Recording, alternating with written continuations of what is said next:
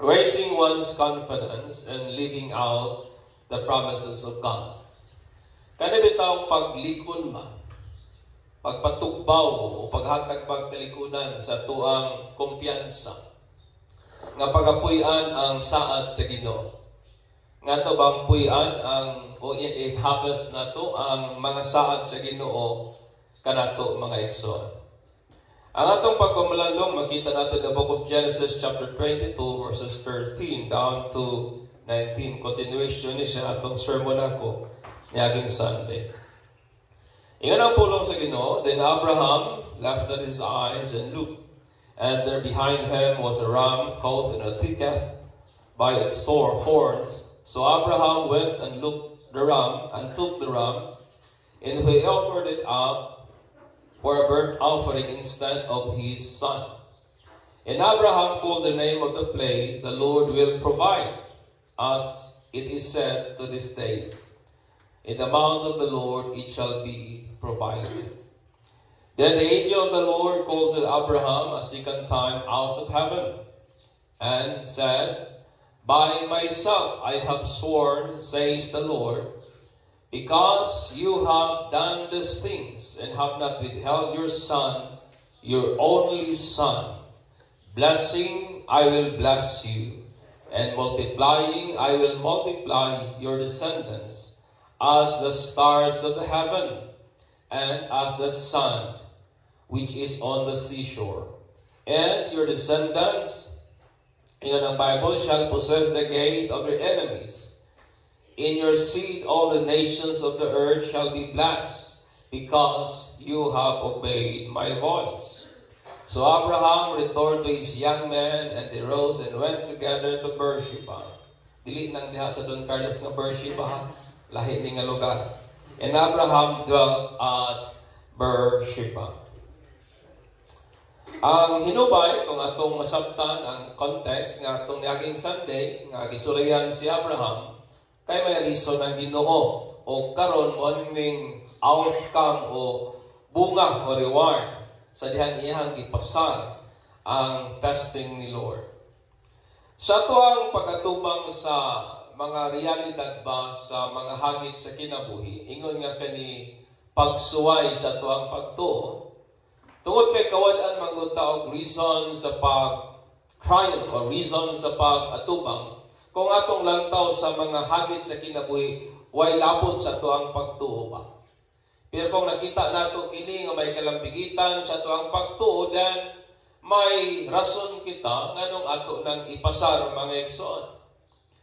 Usahay sa pagkatubang nato sa mga hagit sa kinabuhi, ingon nga kani pagsuway sa itong pagtuo, moabot kita usahay sa mga punto o sitwasyon kansang ang ato abang kumpiyansa ba, ang ato bang confidence, ang ato bang pagsalig ba, ngana sa Dios, pamina nato mura ba o kanang higot ba nga nagakahinay-hinay o kaluag, ngawa ta kabaloon sa ibuhaton aron mohugot ka nagbalik mga igsoon. Sa dihang gisulayan sa Ginoo si Abraham, o ang iyang pagtuo, human nga si Abraham nakapasar sa maong testing ni Lord by not withholding his beloved son from God. Kaya mo man ang gusto sa Ginoo, dili niya ihikaw o idalog ang iyang anak ngadto sa Dios. And in verse 13 down to 18, naghiskot na dayon kini sa blessings kansang ang Ginoo magapanalangin kang Abraham. Amen. That's why yung Ginoo, blessings I will bless you. O mo ni ang blessing ang gisgutan sa Ginoo ngadto para kang Abraham. And I believe kanipot nga mga blessing tungod kay kabahin man ta sa Abrahamic blessings, then I do believe para po ni nato mga igsoon. And then sa nagibuhat sa ni Abraham, human nga nadawat yung blessing sa Ginoo, si Abraham uban sa iyang mga duha ka young men nga giuban, namalik sila ngadto sa Beersheba, and the Bible said Abraham dwelt at Beersheba. So nagpuyo si Abraham ngadto sa Beersheba. Ang word po nga Beersheba, it means a well of the oath. Kanang tabay ba sa unsa may ilahang gipanumpaan? Usa ka nakatabay nga gikalot ni Abraham o dito gibuhat nila ang seremonya sa dihang nahimo siya pagpanaan o na sila'y panagsabot o covenant ni Abimelech o gitawag na nila og tabay sa kanabitang panagsaaray. O tabay sa dihang nakay kanang a place ba nga diha sila nagsabot mga igsoon. So kani naghatag na itong pagsabot na si Abraham ni drought o ni puyo gyud siya diha gyud sa mga saan sa Ginoo. Sa dihang ang Dios iyang ginasulayan ang atong faith. Kaya I do believe na namang itay pagtuotanan. Kana nga rason tungod kay gusto lamang sa Ginoong panalanginan ta. Amen. God tests us because He wants to bless us. Amen. Ingnan mong dapat isulayan ka sa Ginoo kay gusto lamang niyang panalanginan ka. Mingaw lagi. And that blessing becomes available only when we pass the test. O kana nga blessing mahimong posible lamang sa diyang atong ipasar ang maong pagsulay. And the only way to pass the test is to keep His commandments. Amen. Dili lang tong naglahutay ka, kundi imong gibuhat ang unsa man ang gisugo sa Ginoo, because that is the only way for us to pass the test of faith. Amen. Wa may laing pamaagi nga atong ipasar ang pagsuway meaning ato ang pagtuo, mao nga atong tipigan tumanon ang unsay gisugo sa Ginoo sama sa gibuhat ni Abraham mga igsoon. God is a God who rewards. Mao ginang ato ang Ginoo. Muganti gid siya. And ang iyahang reward para niadtong nagtipig sa iyahang mga kasuguan. Amen. God is a God of reward, and He reward those who keep His commandments. O ani nga mensahe, dili tawag focus sa blessing sa Ginoo ngadto kang Abraham, but looking beyond the blessing and the promise, may kamatuoran kitang makita kung kinsa ang Ginoo nga maghatag nato kumpiyansa o mutabang ngato bang mapag-raise ang atong confidence, ngatong pagapuy-an ang saad yun sa Ginoo. Amen. Kay mostly, kung gani nga passage atong isgutan, mag-focus lamang ang tao sa blessings nga na-receive ni Abraham. But this day, dili ta mulantaw sa blessings, kundi atong lantawon kining Dios nga nagpanalangin kang Abraham, nga mo'y naghatag niyang confidence, nga iyahang pagapuy-an ang mga saad sa Ginoo sa iyahang kinabuhi. Mamanpod ka nato mga igsoon. Ako nagtuko nga moabot kita sa punto sa ato ang kinabuhi nga usahay kawan-an ta og usay maapektahan pa ang ato ang kumpiyansa nga atong pagapuy-an ang salig sa ang mga saad sa Ginoo. And this word, my friend, is para ni kanimo. Una, God sees our needs beforehand and He makes provision for them. And verse 13 down to 14. Nga ang Ginoo nakita na niya ba ang atong mga panginahanglanon? Sa wala pa ta magkinahanglan niya na. O naghimo na siya og provision, may giandam na siya para ni ana mga igsoon. Sa dihang si Isaac, iyang ipangutana ang iyang amahan. Ingon niya, we have the fire and the wood. Nanatay kalayo o nanatay sugnod. Ingon na niya, apan hain man ang mananak nga igahalan. Ang tubag ni Abraham, God will provide for Himself the lamb for the burnt offering, my son. Ingon niya nga ay kabalaka anak, kay Ginoo maga-provide o halad para sa iyang kaugalingon. O ang word po ma-provide, aning gigamit sa text, nagikan sa Hebrew word nga wrath. I don't know kung sakto niya akong pagka-pronounce, pero akong paminaw sa kanang pag-pronounce pa sa Google, wrath. Murag ilaga, pero wrath ang iyang pagka-pronounce, which means to see. Nga niyang kahulugan nga nakita na, to see, to look, inspect, or perceive. Kanang imo nang nasuta ba? Nahibaluan na nimo, nakita na nimo. Kini nga verb, kay action word man ni, ang kahulugan it means that God sees our needs. Amen. Ang word nga provide, it means kini nga verb nga word nagpasabot nga nakita na dayang daan sa Dios ang atong mga panginahanglanon. Amen. Beforehand, God sees our needs beforehand. And then naghimo na siya provision para niana sa mga needs nato sa life. Ingay mong dapat may giandam na ang Dios nga tubag para niana. Amen. That is the word provision. That is the word provide. God sees our needs beforehand. And then, kaiyahan namang nakita, nag-andam na siya og tubag para nianang daan, mga igsoon. Ang ato ang Ginoo is an all-knowing God. Amen ba? Nasayod gyud siya sa tanan. He knows everything from beginning to end. Wa gyud may tago sa mata sa Dios. God possesses perfect knowledge and therefore has no need to learn. Ang Ginoo nagbatulog hingpit nga kahibalo nga wa na say angay kat-unan ug imposible sa iya ang magkat-un kay nasayod og nahibalo na siya sa tanan, mga igsoon. Usahay nga atong huna-huna, nakita ba ka sa Dios ang ako ang kahimtang? If you believe that God is all-knowing, then it is foolish nga mangutana ka sa maong pangutana because God knows and sees everything. Amen. Nakita na gyud sa Dios ang tanan. Usahay kita lay nagakawad ang kumpiyansa sa Dios nga atong ginalagaran, mga igsoon.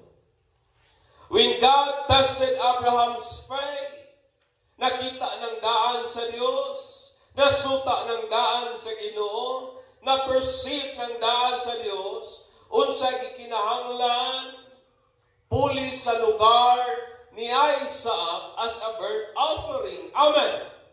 Nakita na sa Ginoong daan, unsay angay ipuli ba sa iyahang kang Isaac as a burnt offering whom God asked ikan kang Abraham, mga igsoon. Ang Ginoo nato nasayod na gyud siyang daan beforehand sa wala pa na nahitabo, sa wala pa kay panginahanglanon, sa wala pa ng mga challenges sa life. God knows beforehand kung unsa gyud atong gikinahanglan. Amen. God knows our every needs. Og naghimo na siya provision para niana, mga igsoon. Naghimo na siya og nanay giandam tubag ba ang Ginoo. Nanay giandam nga butanga mutagbo sa atong mga panginahanglanon according to God's provision. Ang ato lamang bahin is to have faith and keep His command, and God will do the rest, mga igsoon. Amen ba? Ang ato lamang isaligan ng Dios, tipigan ang iyang mga suko, kaya ang Ginoo na'y bahala sa uban. Makakita tagtulong butang kung yun sa pag-provide sa Ginoo ang substitutionary offering instead kang Isaac. Una, God provided miraculously. Wa matamasay ahagikan tong kuano, tong ram kanding man to. Wa tamasay ahatogikan. But in the Bible, God provided miraculously. There are no rational explanation except that God caused the ram to be caught in the thicket by its thorn. Wa gyud laing rational nga reason nga makaingon ta nganong naabot man tong kandinga dito, kundi ang rason lamang nga ang Ginoo nagatagpo usahay sa milagrosong pamaagi. Kanang mahibong na lang ka ba? Uy, amen. Nakasinati na mo ni anak. Nga mahibukag manigikan oy. Because God provided miraculously. Ikaduha, kung sa pag-provide ni Lord ang substitutionary offering, God provided accordingly. Ang ipangita, ang according, it means sumala yun sa gikinahanglan pa. Ang gikinahanglan nila, mananap nga ihalat. And so God provided, mananap nga igahalat. Ang gikinahanglan ni Abraham, substitute para sa iyang anak na si Isaac, thus God provided a substitute burnt offering. Amen. Diba? Musay ka ni Ginoo tagbo, takdo og kanaganaw iko gyud sa atong panginahanglan nun. Kabantay ba mo ana? Amen. Amen. Kaya usay ka ni Ginoo mahibuhong gyud ka ba? Ang pagtagbo sa Ginoo milagroso and then muhaom gayon sa kung sa atong gikinahanglan. Because God provided accordingly. Ikatulo, God provided abundantly. Ang ram po is a substitute offering and that represent Jesus kung ato naka sa Old Testament. Naghiskot kadto kang Jesus ingon nga kana bitong puli sa atong lugar as an offering para sa atuang mga sala. In Christ, God has provided us abundantly. Amen. Diha kang Kristo ang Ginoo nagtagbo sa atong mga panginahanglanon sa dagaya gyud nga pamaagi. God provided miraculously, God provided accordingly, and God provided abundantly, mga igsoon. Amen. So nang punto nga ang Ginoo nato iyahan ang nakita ang atong mga panginahanglanon beforehand, in advance, o naghimo na siya provision para niya. Ingnan na imong tapat, God will provide. Amen. Ikaduha, God is faithful to His promises, and He will certainly take an action to fulfill them. In verse 15 down to 18. Nga ang Ginoo nato ba, matinud-anon siyang mga saad, o himuon gud niyang, muhimo siyang mga siguradong tikang, para pagtuman ni anang mga saara, mga igsoon. And that is our God. Faithfulness is a nature of God, and He cannot act contrary to His own nature. Mo ni ato ang Ginoo. Ang atong Ginoo matinud-anon siya sa iyang pagkasya. Og dili niya kaya mubuhat og butang, muhimo og mga lakang, batok og sumpaki sa iyahang kinaiyahan. Amen. That is our God. That's why it is impossible for God to lie. It is impossible for God to see. It is impossible for God sa pagbuhat og mga butang that is contrary sa iyahang nature, sa iyahang pagkasya as Diyos. Faithful means worthy of trust because He keep His plighted word or promises. Kanang word po nga faithful, nagpasabot nga takos nga saligan, tungod kay iyahang gitipigan, iyahang gituman ang iyahang mga pulong nga iyahang gipanumpaan ba? Ang mga saad nga iyahang gipanumpaan, nga iyahang yung pagatumanon, mga igsoon. In 2 Timothy 2:13 nga ng Bible, if we are faithless, maumangin na kita, say abtan man kita o pagkawalay pagsalig, but the Bible said, if we are faithless, He remains faithful. He cannot deny Himself. Amen. Ang word po ma-deny, it means to disregard His own interest or to prove false to Himself. Dili niya kayang pamatud-an nga nasayop siya sa iyang kaugalingon. Amen. That is our God. Kung kawalan man tagpagsalig, kawalan man tagpagtuo, pero siya nga Dios magpabiling matinud-anon, kay dili niya kayang limbungan ang iyang kaugalingon. Kita kaya man atong limbungan ang atong kaugalingon. Kaya man atong ilan-ilaron ang atong kaugalingon. Pero ang Ginoo igsoon, dili niya kayang ilaron ang iyang kaugalingon. In Numbers 23:19 ingon ang Bible, God is not a human who lies or a mortal who changes his mind. Mo na'y kalainan sa Dios ug kanaadto. Unsa daw kuno ang mortal? Dali lamang mausab ang huna-huna, but God is not. When He says something, He will do it. When He makes a promise, He will fulfill it. Amen. Nga kung ang Ginoo namulong, iyang pagabuhaton. Kung ang Ginoo nanaad, iyang pagatumanon. That is our God. Usahay kita lang usa gali di kay takawalo mutuman sa atong sinaharan. O nya laging hapon ubayad ko sa akong utang magkauman naabto na lang pila ka bulan. Natuikan na lang. But God is not. He said, kung maghiyo siya mga saan, iyag yung pagatuman. Kung maghimo siya saan, iyag yung pagkabuhaton mga igsoon. God made sure to Abraham that he will certainly take an action to bless him. Siguro gud sa Ginoo ba ngadto kang Abraham, ayaw gyud kog dudahi kay himuod yun nako ang mga tikang nga pagapanalaginan ka. O kung sa gibuhat sa Ginoo, by taking a solemn oath in His own name. O sa gibuhat sa Ginoo, para nga mawa ang mga pagduha-duha sa kasing-kasing ni Abraham, ang Ginoo nanumpa sa iyang kaugalingong pangalan, sa butang nga iyang pagabuhaton para kang Abraham. In Exodus 6:13 down to 19 ng Bible. For when God made a promise to Abraham, since he could swear by no one greater, he swore by himself, saying, I will bless you and I will surely multiply you. And thus having patiently waited, he obtained the promise. For men swear by one greater than themselves, and without an oath given a confirmation is an end of every dispute, mga igsoon. I want you to understand na ang oath po is binding.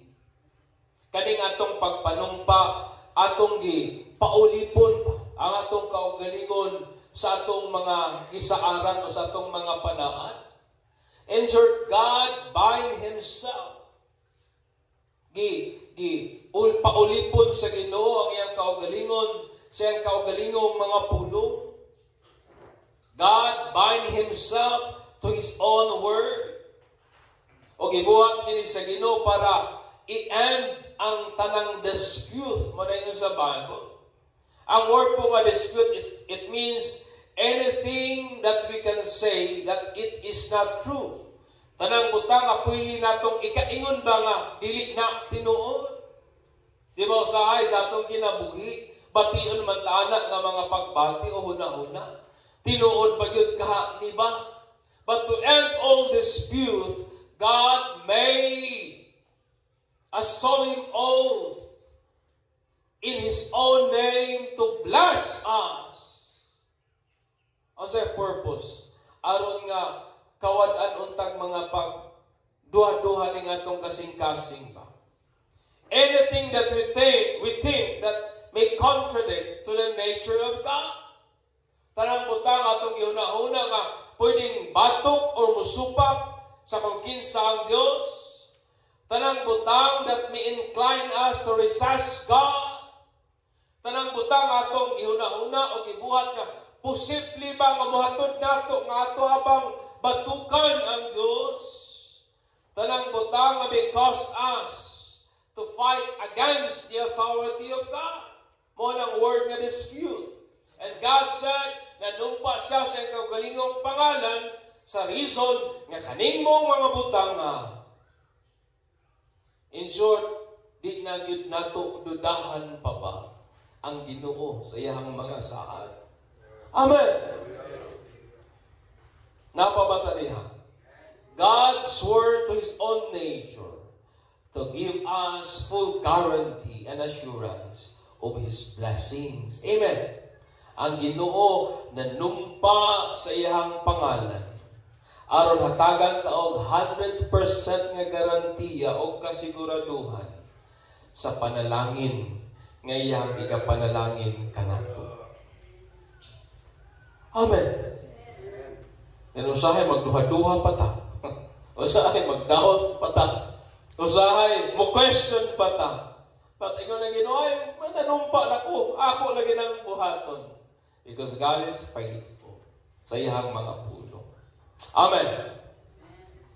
When God tested Abraham's faith, Abraham never placed his confidence in his performance, but in who God is. Kabalo ba po nga sa dihang gisulayan sa Ginoo si Abraham, wa niya gibutang ang iyang pagsalig o ang iyang kumpiyansa sa butang iyang nabuhat o gihimo para sa Ginoo. Abraham never placed his confidence on his obedience.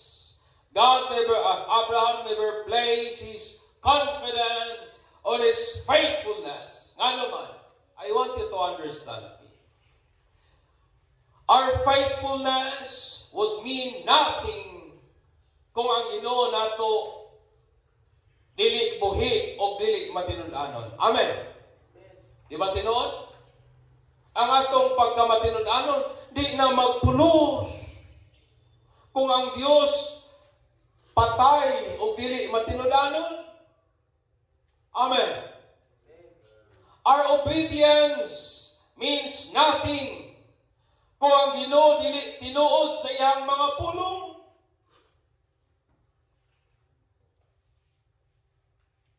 Amen. If God is not true to His word, if God is not faithful, if God is not alive, if God is not powerful, our faithfulness and obedience means nothing. Nabay mahimo ng inyong pagkamatinud-anon kung dili tinuod ang Ginoo? Walay mahimo ng atong pagkasinsiro kanang atong pagkamatinuanon kung ang Dios nga atong yalagaran patay o dili tinuod, mga igsoon. Wa kani mag-promote nga di na lang tamutuman. It means that our confidence rests in who God is, not in our obedience. Usahay ang atong kumpiyansa duwa na sa Dios, kundi usahay nana sa atong gihimo ba para sa Ginoo. Usahay kumpiyansa na kaita nga i-bless na kita kay faithful ta. Usahay atong pagsalig wa na sa Dios, kundi usahay nana sa atong gihimo ba para sa Ginoo.